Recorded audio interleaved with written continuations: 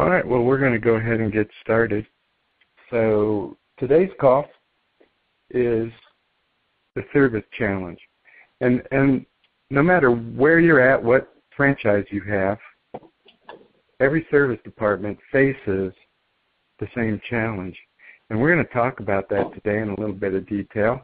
If you ever have any questions, you can always push 1, and that will raise your hand. Our moderator, Mike, will see your hand is raised and open your mic for you. So, again, if you have any questions or comments, all you have to do throughout the call is push 1.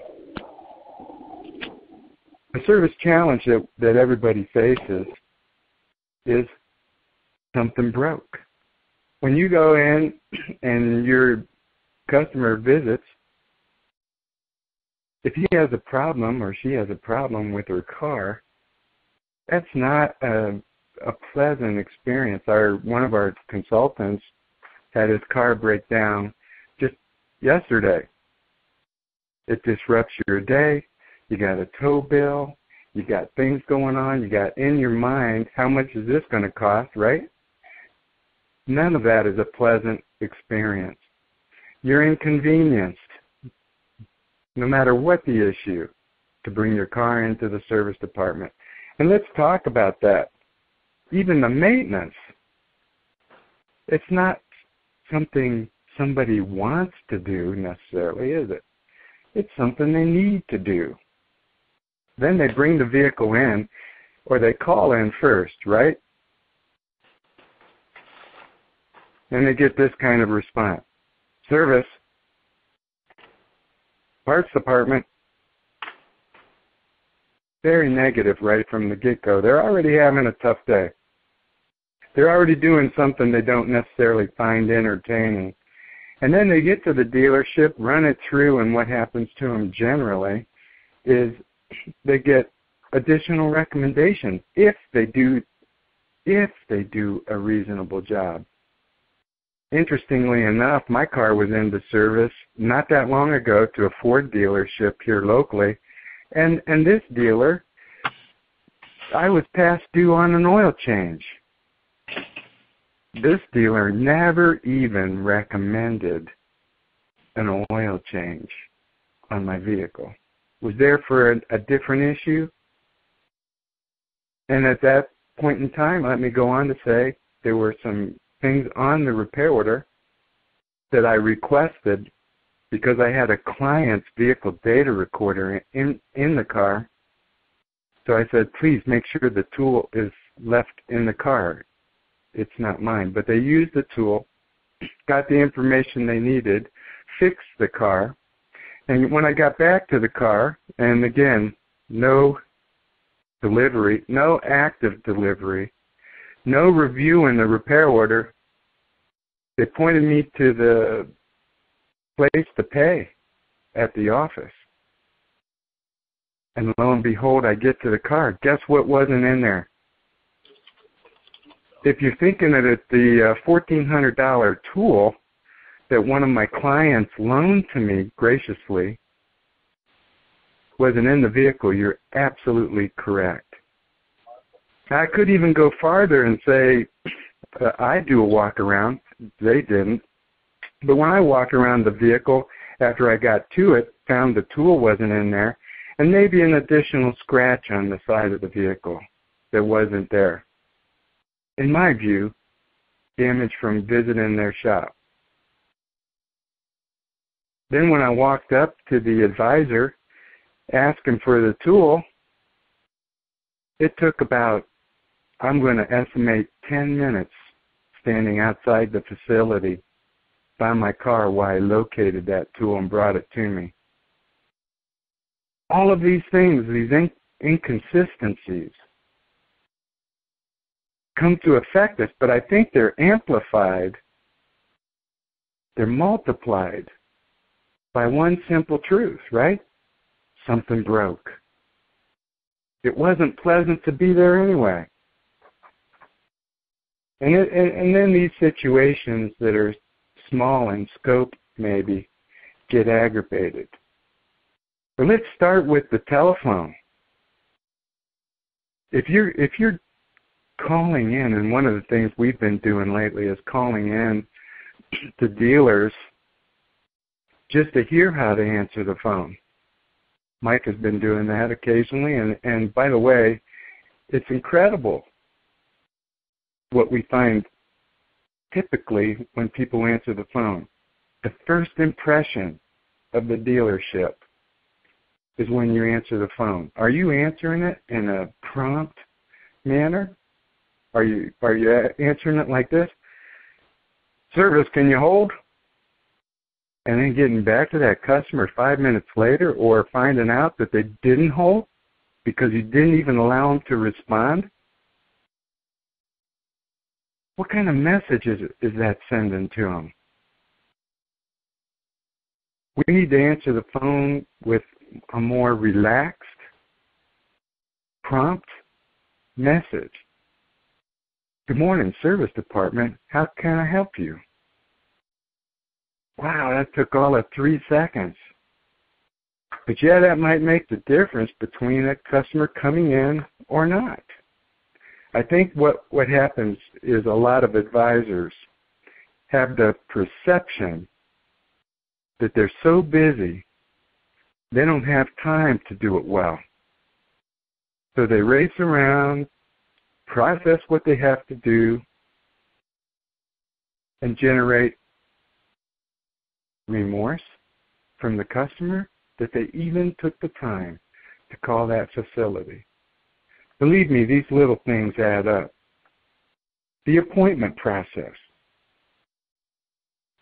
Are you taking and staggering your appointment schedule so you have time to review customers' issues, or do they just come in all at 8 o'clock? Because that's the default time. If you don't give them an exact time to show up at your dealership, if the appointments are in disarray and aren't calculated properly, guess what happens? Everybody shows up at the default time, 8 o'clock. So now we have your waiting area absolutely jammed at 8 o'clock. And if you look at 2:30, 3 o'clock in the afternoon, literally no one is in there. Do you think in your wildest view that that's a good way to provide customer care? Because not only did it break,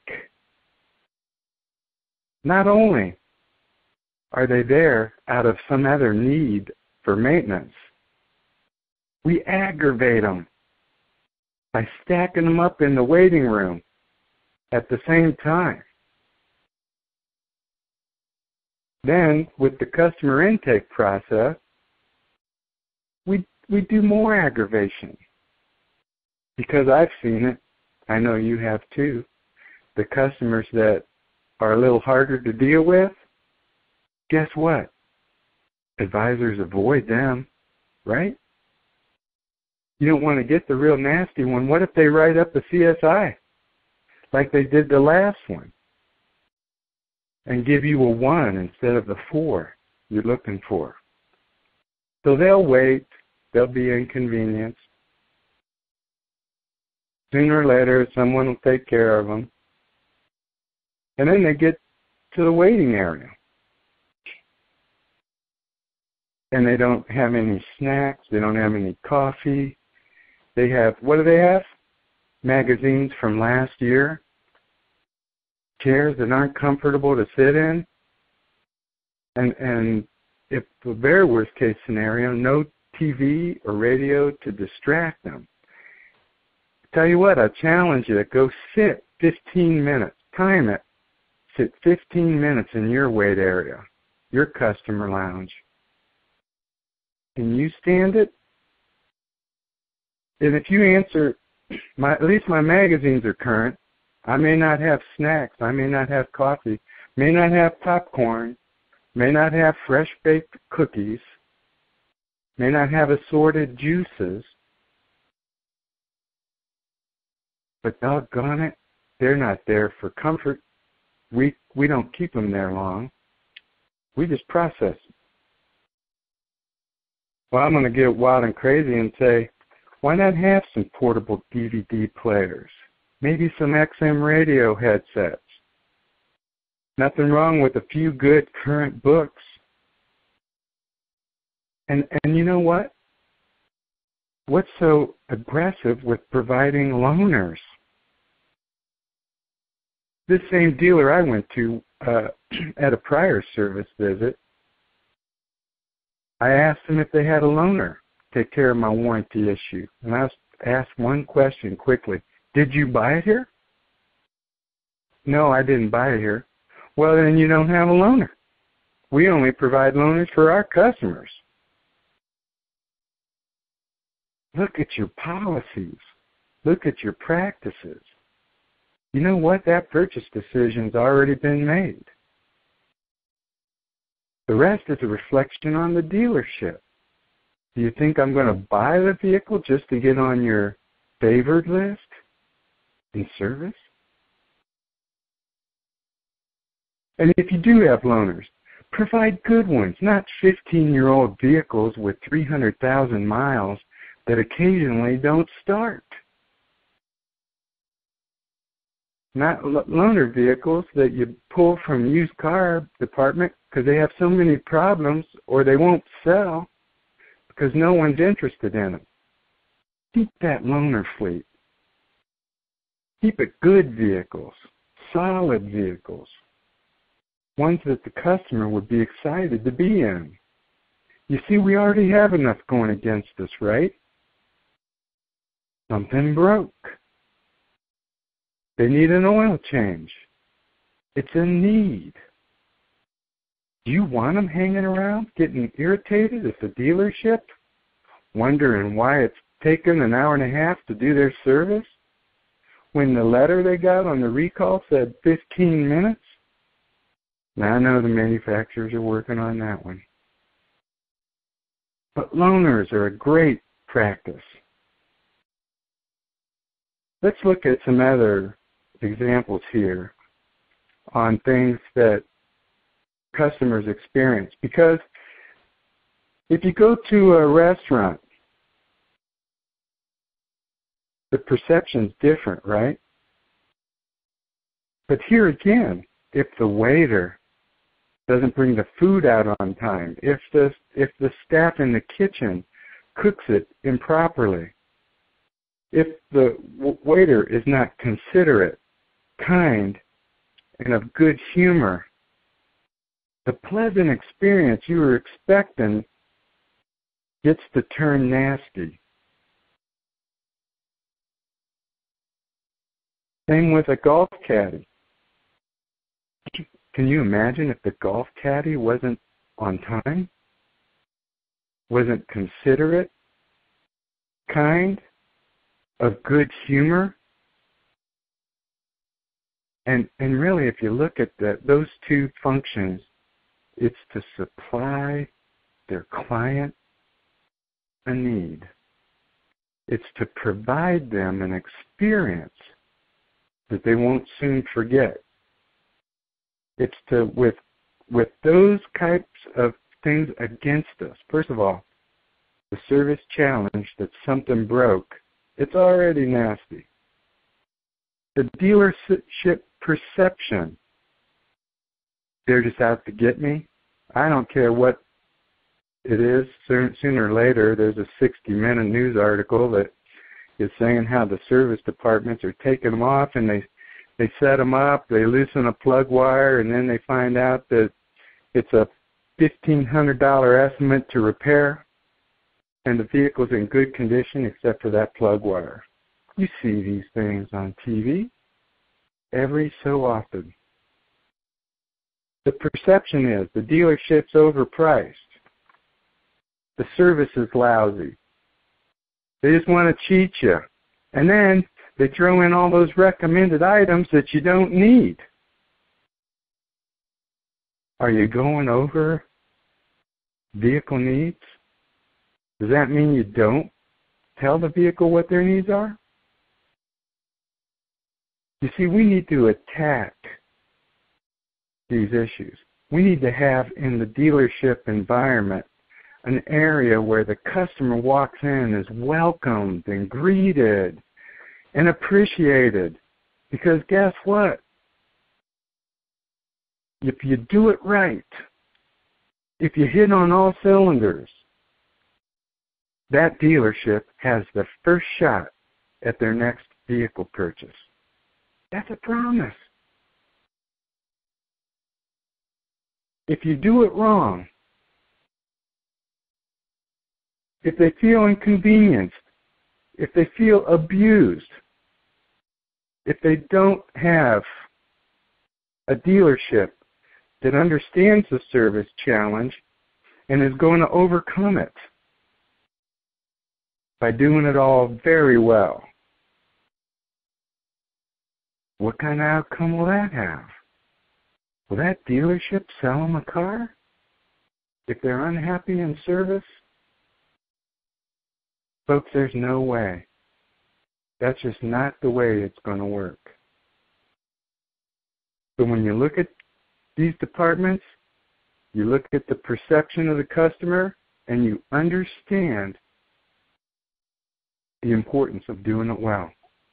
And you accept the challenge.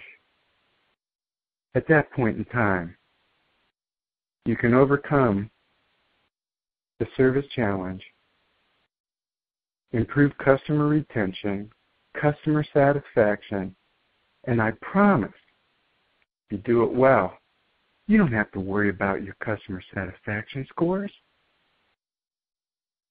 They just happen.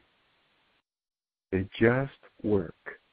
It's never by accident. All right, we'll open it up for questions. If you have a question, a comment, you can press 1 at this time.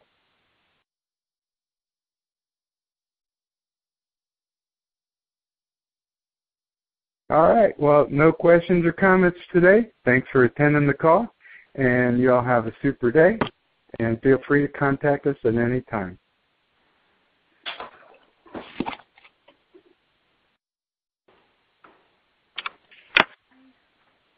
You are currently the only person in this conference.